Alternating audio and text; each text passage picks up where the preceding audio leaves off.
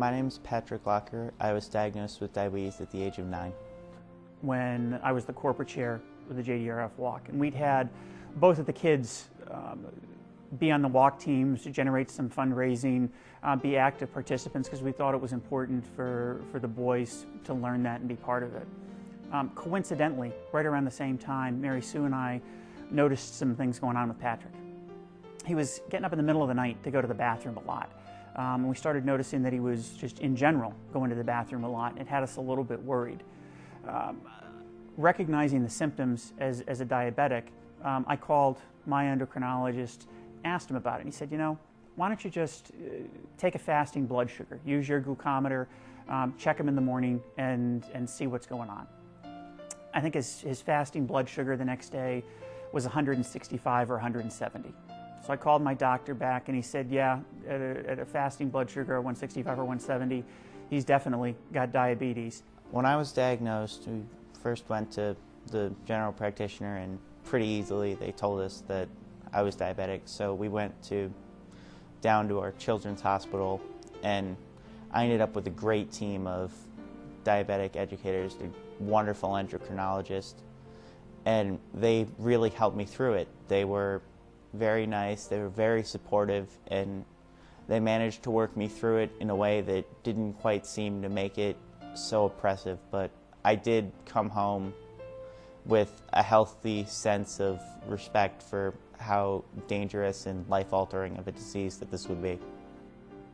I can remember coming home with Patrick on the first night after he was diagnosed, and it was a 2-day education process that we were going to go through. And I was putting him to bed that night, and he was particularly troubled. He was crying. He was thinking about diabetes. He had at least somewhat of a picture of what he was going to be dealing with for the rest of his life. Patrick also has glasses. He has a peanut allergy. He sat there and he finally looked up at me and he said, "Dad, how come I'm defective? Why do I have all these problems? My brother doesn't have any. Why me?" And it was probably one of the darkest moments in his life, certainly one of the darkest in his journey.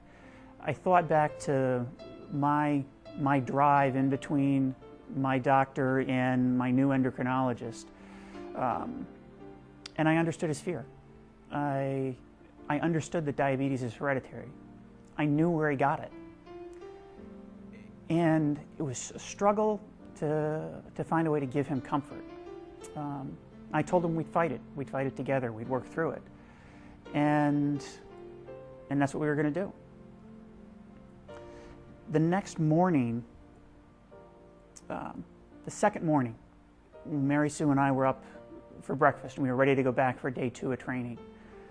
Patrick came downstairs, and he wasn't the same kid that I'd put to bed the night before. He was enthusiastic. He was smiling. He was our son. He was back. He was optimistic. He was ready to go. And he was wearing the JDRF Walkathon t-shirt. You could tell in the spring in his step that walkathon he'd seen 2 weeks before. All of those people, all of that fight, all of that energy and enthusiasm, it was fueling him. It made him feel like things were going to be okay. It gave him comfort, and it was what had him ready to go into his first full day of being a diabetic. The hardest part of my first week with diabetes was probably just adjusting to all of the changes that occurred at that point. I had to test my blood sugar 8 or 9 times a day. I had to manage shots for when I was eating. I had a much stricter regimen for when I was allowed to eat, and I had to start paying more attention to even my diet and when I was exercising. It just took a lot more focus, and I think I grew up really fast in that first week. When I was first diagnosed, diabetes really had control over me, and it was a major and huge part of my life. And though that's never going to change until a cure is found, I now have control over my diabetes. And because of the developments and the technology that's been invented since my diagnosis and around that time, I have much more control over my diabetes than my father had or someone like Mr. McDonough would have had, and I have the tools to really take the fight to diabetes, and I can determine the way that my life plays out. It will always be an individual personal battle for a diabetic and something you fight every single day, but it can also be more. Patrick has become enormously involved with JDRF. At 10 and 11 years old, he was speaking to groups of 3,000 people as the youth ambassador at a walk. He went to the JDRF Children's Congress and testified before Congress and the U.S. Senate, talking to them about how important it was that they continue to fund research. He doesn't just fight the battle personally, but he takes his personal battle to fight for all of us. And it's inspirational. It makes me proud to be his father and excited to have a hero as a son.